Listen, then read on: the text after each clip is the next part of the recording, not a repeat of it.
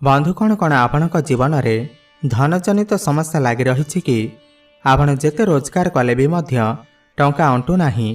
चाकरी रे समस्या देखा जाउछि, प्रेम जीवन में समस्या देखा जाउछि, आपण कोनोसी बड़ बीमारी रे पीड़ित अछंती, आपण करजर माया जाल रे फसी जाइछंती, तेबे आजिर एही भिडियोटी को आपणक फायदा पाई थरुटिए शेष पर्यंत निश्चय देखंतु।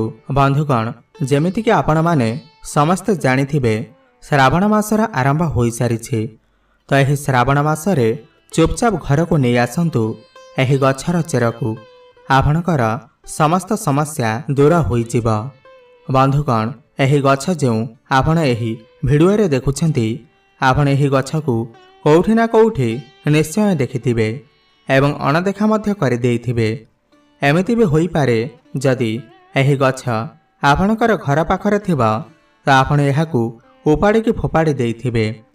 बंधुगण, एहा कोनोसी जंगली गछ नुहे, बरम एहा एक एमिति गछ अटे जेउथिरे भगवान भोलानाथ, भगवान शनिदेव एवं माँ लक्ष्मीकर वास होइथाए। आपणको कहि देउछु, एही गछर मूलरे माँ गंगांकर भी वास होइथाए।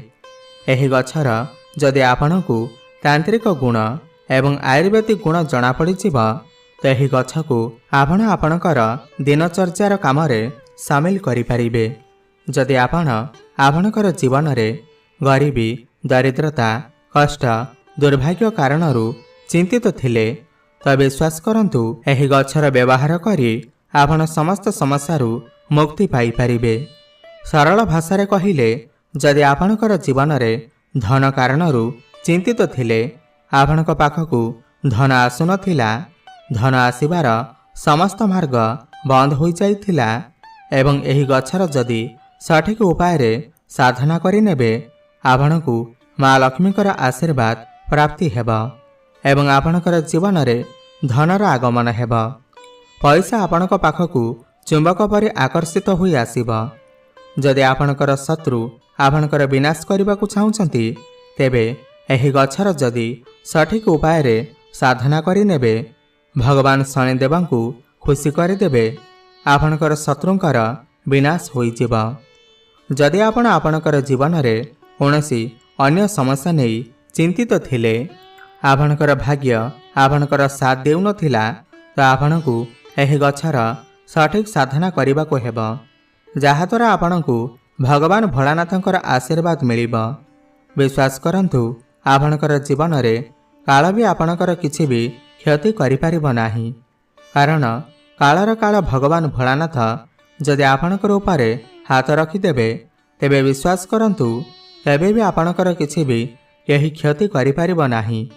भिडियो आगको बढ़िबा पूर्वरु जदि आपण भगवान शिवंकु सच्चा हृदय भक्ति करुथांती, तेबे भिडियोटी को गोटे लाइक करंतु एवं कमेंट बॉक्स रे भक्तिर सहकारे ओम नमः शिवाय, हर हर महादेव अवश्य लिखि दियंतु, कारण भगवान भोलानाथଙ୍କ आशीर्वाद आपणकर ऊपर सर्वदा बनि रहू, आपणकर केही किछि भी क्षति करि न पारु। बंधुगण, एही गछर केउं भागर प्रयोग केमिति करिबाकू हेब, एहा आपणकू जानिबा बहुत जरूरी अटे, जो विषय रे आज आमे एही भिडियो रे आपणकू कहिबू। एही गछर दुईटी गुण रही अछि, आयुर्वेदिक गुण एवं तांत्रिक गुण।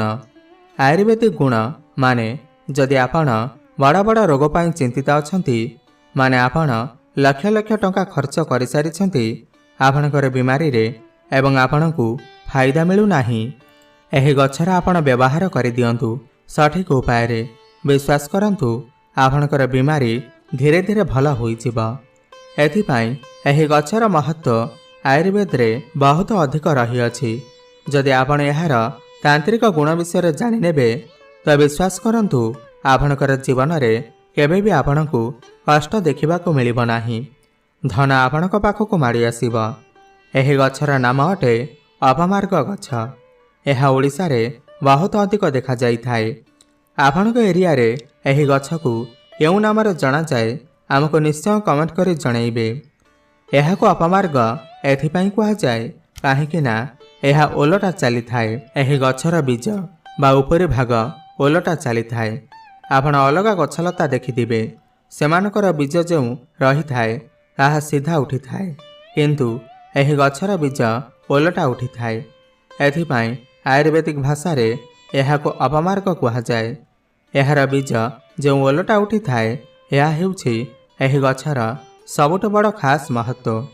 ସର୍ବପ୍ରଥମେ ଆପଣଙ୍କୁ ଏହା କହିବି, ଯଦି ଆପଣ ବାସ୍ତୁଶାସ୍ତ୍ରର ବନସ୍ପତି ଜ୍ଞାନର ଅଧ୍ୟାୟ ନମ୍ବର 51କୁ ଯିବେ, ସେଠାରେ ଆପଣଙ୍କୁ ସଫାସଫା ଦେଖିବାକୁ ମିଳିଯିବ ଏହି ଗଛ ସନ୍ଥ ମହାତ୍ମା ମୁନିଋଷିମାନେ ଏହାର ବ୍ୟବହାର କରୁଥିଲେ।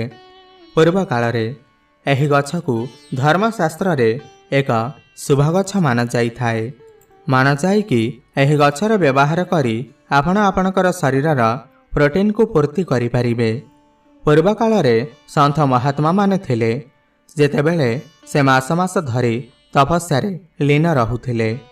ଭଗବାନଙ୍କ ଆରାଧନାରେ ସେମାନେ ଏହି ଗଛର ବୀଜର ଖେଚୁଡ଼ି ବନେଇ ଖାଉଥିଲେ, ଯାହାଫଳରେ ସେମାନଙ୍କୁ 10 ଦିନ ପର୍ଯ୍ୟନ୍ତ ଖାଇବାକୁ ପଡ଼ୁନଥିଲା। ଏହି ଗଛ ପ୍ରୋଟିନ୍ ମାମଲାରେ ବହୁତ ସୁନ୍ଦର ଗଛ ଅଟେ। ଏଥିପାଇଁ ସନ୍ଥ ମହାତ୍ମାମାନେ ଏହି ଗଛକୁ ନିଜ ପାଖରେ ନିଶ୍ଚୟ ରଖୁଥିଲେ।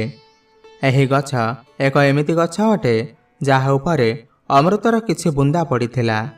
ଯେବେ ସମୁଦ୍ର ମନ୍ଥନ ହୋଇଥିଲା ଏବଂ ଯେବେ ଅମୃତ ଧରିତ୍ରୀକୁ ଆସିଥିଲା, ତ ଅପମାର୍ଗ ଗଛ ଉପରେ କିଛି ବୁନ୍ଦା ଅମୃତ ପଡ଼ିଥିଲା, ଯେଉଁ କାରଣରୁ ଏହାର ମୂଳରେ ମା ଗଙ୍ଗାଙ୍କର ବାସ ହୋଇଥାଏ।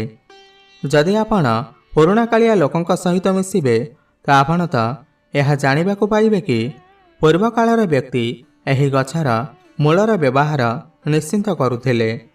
ସେମାନେ ଏହାର ମୂଳରେ ଦାନ୍ତ ଘଷୁଥିଲେ। ଯଦି ଆପଣଙ୍କର ମାଢ଼ିରେ ଦରଜ ଅନୁଭୂତ ହେଉଛି, ପାଇରିଆ ହୋଇଛି, ଦାନ୍ତ ହଳଦିଆ ପଡ଼ିଯାଇଛି ଏବଂ ଦାନ୍ତରେ ବ୍ୟାକ୍ଟେରିଆ ଜମିଯାଇଛନ୍ତି, ଏହା ପାଇଁ ଏହି ଗଛ ଆପଣଙ୍କ ପାଇଁ ରାମବାଣ ଉପାୟ ହୋଇପାରେ। ଏବେ ଆପଣଙ୍କୁ ପ୍ରଥମେ ଏହାର ଆୟୁର୍ବେଦିକ ଗୁଣ କହିବୁ, ତାପରେ ଏହାର ତାନ୍ତ୍ରିକ ଗୁଣ ଜଣେଇବୁ। ସେଥିପାଇଁ ଭିଡ଼ିଓକୁ ଶେଷ ଯାଏଁ ନିହାତି ଦେଖନ୍ତୁ। ସବୁଠୁ ପ୍ରଥମ ଆୟୁର୍ବେଦିକ ଗୁଣ ଏହା ଅଟେ କି ଯଦି ଆପଣଙ୍କର ଦାନ୍ତରେ ବ୍ୟାକ୍ଟେରିଆ ଜମିଯାଇଛନ୍ତି ବା ପୋକ କାଟିଛି ଏବଂ ଆପଣ ମେଡ଼ିସିନ ଖାଇକି ବି ଫାଇଦା ମିଳୁନାହିଁ, ତେବେ ଆପଣ ଏହି ଗଛର ମୂଳ ବା ଚେରରେ ଯଦି ଆପଣ 15 ଦିନ ପର୍ଯ୍ୟନ୍ତ ଦାନ୍ତ ଘଷିବେ, ଦେଖିବେ ଆପଣଙ୍କର ପୋକ ଦାନ୍ତ ଭଳି ସମସ୍ୟା ତୁରନ୍ତ ଠିକ୍ ହୋଇଯିବ। ମାନି ନିଅନ୍ତୁ ଆପଣଙ୍କର ମାଢ଼ିରେ ବହୁତ ଅଧିକ ଦରଜ ଅନୁଭୂତ ହେଉଛି, ଆପଣ ଚିନ୍ତାରେ ଅଛନ୍ତି। ଏହି ଗଛର ମୂଳରେ ଆପଣ 1 ମାସ ଦାନ୍ତ ଘଷି ଦିଅନ୍ତୁ। ଆପଣଙ୍କର ମାଢ଼ିରେ ଯେଉଁ କଷ୍ଟ ହେଉଥିବ ତାହା ତୁରନ୍ତ ଭଲ ହୋଇଯିବ।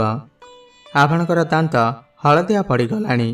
କୁହାଯାଏ ଅପମାର୍ଗ ଗଛର ମୂଳରେ ଦାନ୍ତ ଘଷିଲେ ଆପଣଙ୍କର ଦାନ୍ତ ମୋତି ଭଳି ଚମକିଥାଏ। ପୁରା 1 ମାସ ଘଷିବାକୁ ହେବ। କେତେ ଲୋକଙ୍କର ଆଣ୍ଠୁଗଣ୍ଠିରେ ଦରଜ ହୋଇଥାଏ, ବିନ୍ଧା ହୋଇଥାଏ, ଯେଉଁଥିରେ ଲୋକମାନେ କେତେ ମେଡ଼ିସିନ ଖାଇଥାନ୍ତି, ଲକ୍ଷ ଲକ୍ଷ ଟଙ୍କା ଖର୍ଚ୍ଚ କରିଦେଇଥାନ୍ତି, କିନ୍ତୁ କିଛି ଫଳ ମିଳିନଥାଏ। ତେବେ ଏହି ଗଛକୁ ନେଇ ଆସନ୍ତୁ। ଏହାର ମୂଳକୁ ଆପଣ ଖରାରେ ଶୁଖେଇ ଦିଅନ୍ତୁ। ଏହାପରେ ଏହାର ପାଉଡର ବନାନ୍ତୁ। ଏହି ପାଉଡରକୁ ସୋରିଷ ତେଲରେ ଗରମ କରି ସୋରିଷ ତେଲରେ ମିଶାଇ ଆପଣଙ୍କର ଆଣ୍ଠୁଗଣ୍ଠି ଦରଜ ଜାଗାରେ ମାଲିସ କରନ୍ତୁ। ଏହି ଉପାୟ ଯଦି ଆପଣ 2 ମାସ ଯାଏଁ କରିନେବେ, ତେବେ ବିଶ୍ୱାସ କରନ୍ତୁ ଆପଣଙ୍କୁ ବହୁତ ଭଲ ଫାଇଦା ମିଳିଥାଏ। ବନ୍ଧୁଗଣ, ଆୟୁର୍ବେଦରେ ଏହି ଗଛର ବହୁତ ଅଧିକ ମହତ୍ତ୍ୱ ରହିଅଛି। ଆମେ ଯେଉଁ ଉପାୟ ଆପଣଙ୍କୁ କହିଲୁ, ଆପଣ ନିଶ୍ଚୟ ଆପଣାନ୍ତୁ। ବିଶ୍ୱାସ କରନ୍ତୁ ଆପଣଙ୍କୁ ଆଉ କେବେ ବି ମେଡ଼ିସିନ ଖାଇବାକୁ ପଡ଼ିବ ନାହିଁ। ଏବେ ଜାଣିବା ଏହି ଗଛର ତାନ୍ତ୍ରିକ ଗୁଣ ବିଷୟରେ। ଧ୍ୟାନପୂର୍ବକ ଶୁଣନ୍ତୁ। ସବୁଠୁ ପ୍ରଥମ ତାନ୍ତ୍ରିକ ଗୁଣ ଯାହା ଆପଣଙ୍କୁ କହିବାକୁ ଯାଉଛୁ, ବହୁତ ଧ୍ୟାନର ସହିତ ଶୁଣନ୍ତୁ। ଏମିତି ବହୁତ ଲୋକ ଅଛନ୍ତି ଯେଉଁମାନଙ୍କର ଶତ୍ରୁ ତାଙ୍କର ବିନାଶ କରିବାକୁ ଚାହିଁଥାନ୍ତି। ସେମାନଙ୍କର ଶତ୍ରୁ ସର୍ବଦା ତାଙ୍କର କ୍ଷତି କରିବାକୁ ଚାହିଁଥାନ୍ତି ଏବଂ ଆପଣଙ୍କର ଶତ୍ରୁ ଯିଏ ଆପଣଙ୍କର ବ୍ୟାପାରକୁ ବର୍ବାଦ କରିବାକୁ ଚାହୁଁଛନ୍ତି, ଆପଣଙ୍କୁ ବର୍ବାଦ କରିବାକୁ ଚାହୁଁଛନ୍ତି, ତ ଆପଣଙ୍କୁ କେବଳ ଏତିକି କରିବାର ଅଛି କି ଏହି ଗଛର ଯେଉଁ ବୀଜ ଅଛି ତାହାକୁ ଛିଣ୍ଡେଇ ନେଇ ଆସନ୍ତୁ। ଶନିବାର ଦିନ ଆପଣଙ୍କୁ ତୋଳିକି ଆଣିବାର ଅଛି ଏବଂ ଏହାକୁ ଏକ ନାଲି କପଡ଼ାରେ ବାନ୍ଧି ଦିଅନ୍ତୁ। ଶନିଦେବଙ୍କର ମୂର୍ତ୍ତି ସାମ୍ନାରେ, ଶନିଦେବଙ୍କର ଫଟୋ ସାମ୍ନାରେ ବସି ଆପଣଙ୍କୁ ଶନି ଚାଳିଶାର ପାଠ କରିବା ଦରକାର। ଏହି ପାଠ ଆପଣଙ୍କୁ 51 ଥର କରିବାକୁ ହେବ। ଯଦି ଆପଣ ଏମିତି କରୁଛନ୍ତି 51 ଥର ଶନି ଚାଳିଶା ପାଠ କରି ସେହି ଗଛର ବୀଜକୁ ଏକ ଲାଲ କପଡ଼ାରେ ବାନ୍ଧି ଏହାକୁ ଏମିତି ଜାଗାରେ ରଖନ୍ତୁ ଯେଉଁଠାକୁ କେହି ବି ଯିବା ଆସିବା କରୁନଥିବେ। ଦେଖିବେ ଆପଣଙ୍କର ଶତ୍ରୁ କେତେ ବି ଶକ୍ତିଶାଳୀ ହେଉ, କେତେ ବି ବଳବାନ ହେଉ, ଯିଏ ଆପଣଙ୍କୁ ବର୍ବାଦ କରିବାକୁ ଚାହୁଁଛି, ଓଲଟା ସେହି ଶତ୍ରୁର ବିନାଶ ହୋଇଯିବ। ଦ୍ୱିତୀୟରେ, ଯଦି ଆପଣ ଚାହୁଁଛନ୍ତି କି ଆପଣଙ୍କର ବ୍ୟାପାରରେ ବୃଦ୍ଧି ହେଉ, ଆପଣ ଚାହୁଁଛନ୍ତି କି ଆପଣଙ୍କର ବ୍ୟାପାରରେ ଉନ୍ନତି ହେଉ, ତେବେ ଆପଣ ଶୁକ୍ରବାର ଦିନ ଏହି ଗଛର ବୀଜକୁ ଛିଣ୍ଡେଇ ଆଣିବାର ଅଛି, ଯାହାକୁ କେତେ ଲୋକ ଫୁଲ ବି ମାନିଥାନ୍ତି। ତାହାକୁ ତୋଳିକି ନେଇ ଆସନ୍ତୁ। ଶୁକ୍ରବାର ଦିନ ଯଦି ଆପଣ ଏହାକୁ ତୋଳି ଆଣନ୍ତି, ଲାଲ କପଡ଼ାରେ ଏହାକୁ ରଖି ଏହା ଉପରେ ଅଳ୍ପ ସିନ୍ଦୁର ରଖିଦିଅନ୍ତୁ। ଏହାପରେ ଏହାକୁ ବାନ୍ଧି ଦିଅନ୍ତୁ। ତାପରେ ଏହାକୁ ଆପଣଙ୍କର ବ୍ୟାପାର ସ୍ଥାନରେ ରଖିଦିଅନ୍ତୁ। ପଇସା ଡ୍ରରେ ରଖିଦିଅନ୍ତୁ। ଦେଖିବା ଆପଣଙ୍କର ବ୍ୟାପାରରେ ବୃଦ୍ଧି ହେବା ଆରମ୍ଭ ହୋଇଯିବ। ଧନର କମି କେବେ ବି ହେବ ନାହିଁ। ଯଦି ଆପଣଙ୍କୁ ଲାଗୁଛି କି ଆପଣଙ୍କର ପଛରେ ଭୂତ ପ୍ରେତ ଖରାପ ଆତ୍ମା ପଡ଼ି ରହିଛନ୍ତି, ଲୋକ ଚିନ୍ତିତ ହୋଇସାରିଛନ୍ତି କଳାତନ୍ତ୍ର ବିଦ୍ୟାରେ, ତ ଆପଣ ଏହି ଉପାୟ କରିନିଅନ୍ତୁ। କେବେ ବି ଆପଣଙ୍କର ଉପରେ ଭୂତ ପ୍ରେତ କଳା ଜାଦୁର ପ୍ରଭାବ ପଡ଼ିବ ନାହିଁ। ଆପଣଙ୍କୁ କେବଳ ସୋମବାର ଦିନ ଏହି ଗଛର ମୂଳ ଛିଡ଼େଇ ଆଣିବାର ଅଛି। ମାନେ ଗଛକୁ ପୁରା ଉପାଡ଼ି ନେଇ ଆସନ୍ତୁ। ଏହାର ଯେଉଁ ମୂଳ ବା ଚେର ଅଛି ତାହାକୁ ଧୋଇ ଦିଅନ୍ତୁ। ଭଗବାନ ଭୋଳାନାଥଙ୍କ ମୂର୍ତ୍ତି ହେଉ ବା ଫଟୋ ହେଉ, ତାଙ୍କ ସାମ୍ନାରେ ବସି ଆପଣଙ୍କୁ 1001 ଥର ଓମ୍ ନମଃ ଶିବାୟ ଜପ କରିବାର ଅଛି। ଗୋଟେ ଚାନ୍ଦିର ତାବିଜରେ ଏହି ଚେରକୁ ପୁରାଇ ଆପଣ ଏହାକୁ ଧାରଣ କରନ୍ତୁ। କେତେ ବି ବଡ଼ କଳାଜାଦୁ ହେଉ, କେତେ ବି ବଡ଼ ଭୂତପ୍ରେତ ହେଉ, ସମସ୍ତେ ଆପଣଙ୍କର ପିଛା ଛାଡ଼ିଦେବେ। ଚତୁର୍ଥ ଉପାୟ, ଯଦି ଆପଣ କରିଦେବେ, ତେବେ ଆପଣଙ୍କୁ ସମାଜରେ ମାନ ପ୍ରତିଷ୍ଠା ନିଶ୍ଚିନ୍ତ ମିଳିବ। ଯଦି ଆପଣ ତିଳକର ଧାରଣ କରିଥାନ୍ତି, ତ ଆପଣ ଗୋଟେ କଥା ଜାଣିନିଅନ୍ତୁ, ମଙ୍ଗଳବାରର ଦିନ ହୋଇଥାଏ ହନୁମାନଙ୍କ ଦିନ। ଏହି ଦିନ ଏହି ଗଛକୁ ଉପାଡ଼ି ନେଇ ଆସନ୍ତୁ ଏବଂ ଏହାର ମୂଳକୁ ଧୋଇକି ଶୁଖେଇ ଦିଅନ୍ତୁ। ଆପଣ ଯେଉଁ ବି ତିଳକ ଧାରଣ କରିଥାନ୍ତି, ସେଥିରେ ଗୋଟେ ଚୁଟକି ଏହାର ପାଉଡର ପକାଇ ଦିଅନ୍ତୁ। ଆପଣ ଚାକିରି ପ୍ରାପ୍ତି ପାଇଁ ଯାଉଛନ୍ତି, ଆପଣ କମ୍ପିଟିସନ ଇଣ୍ଟରଭ୍ୟୁ ଦେବାକୁ ଯାଉଛନ୍ତି, ଆପଣ କୌଣସି ବ୍ୟାପାରର ମିଟିଂ ପାଇଁ ଯାଉଛନ୍ତି, ଆପଣଙ୍କର ମଙ୍ଗଳ ବହୁତ ଭଲ ହୋଇଯିବ। ଯଦି କୌଣସି ବ୍ୟକ୍ତିର ମଙ୍ଗଳ ଭଲ ସ୍ଥିତିରେ ରହିଯାଆନ୍ତି, ତ ମାନନ୍ତୁ ସେମାନଙ୍କର ସମସ୍ତ କାର୍ଯ୍ୟରେ ସଫଳତା ମିଳିଥାଏ। ଏତିକି କରିବା ପରେ ଆପଣଙ୍କର ମଙ୍ଗଳ ବହୁତ ଭଲ ସ୍ଥିତିକୁ ଆସିଯିବେ। ଏହାଛଡ଼ା ଆପଣ ଯେଉଁ କାର୍ଯ୍ୟ ପାଇଁ ଯାଉଛନ୍ତି, ସେହି କାମ ଆପଣଙ୍କର ନିଶ୍ଚିନ୍ତ ହୋଇଯିବ। ଆପଣଙ୍କୁ ସେହି କାର୍ଯ୍ୟରେ ସଫଳତା ମିଳିବ। ବନ୍ଧୁଗଣ, ଏହିସବୁ କଥା ଆପଣଙ୍କୁ କେହି ବି କହିବେ ନାହିଁ, ପରନ୍ତୁ ଆମ ଚ୍ୟାନେଲରେ ଏଥିପାଇଁ ଜଣାଉଅଛୁ କି ଆମ ଚ୍ୟାନେଲର ଗୋଟିଏ ଉଦ୍ଦେଶ୍ୟ ଜନହିତ ଏବଂ ଜନକଲ୍ୟାଣ। ଆମେ ଚେଷ୍ଟା କରୁଛୁ ଦେଶର ଲୋକଙ୍କୁ ସେହି କଥା ଜଣାଇବାକୁ ଯାହାକୁ ଲୋକମାନେ ଭୁଲି ସାରିଛନ୍ତି। କାହିଁକିନା ଆଜିର ଯୁଗରେ ଲୋକମାନେ ଏତେ ବିଜି ରହୁଛନ୍ତି କି ସେମାନେ ହିନ୍ଦୁ ପୁରାଣ ବିଷୟରେ ପଢ଼ିବା ଭୁଲିଗଲେଣି। କିନ୍ତୁ ଆମର ଚ୍ୟାନେଲ ପ୍ରତିଦିନ ଆପଣଙ୍କୁ ହିନ୍ଦୁ ପୁରାଣର ଏମିତି ବିଶେଷ କଥା ଜଣାଇବ ଯାହା ଆପଣଙ୍କୁ କେଉଁଠି ବି ଜାଣିବାକୁ ମିଳିବ ନାହିଁ। ଯେତେ ବି କ୍ରିୟା ଏବଂ ସାଧନା ଆପଣଙ୍କୁ ଜଣାଇଲୁ, ଏଥିରେ ଆପଣଙ୍କର ଗୋଟେ ଟଙ୍କା ବି ଖର୍ଚ୍ଚ ହେବନି, ପରନ୍ତୁ ଏହି ଉପାୟକୁ କରିବା ପରେ ଆପଣମାନେ ଲକ୍ଷ ଟଙ୍କାର ଫାଇଦା ପାଇପାରିବେ।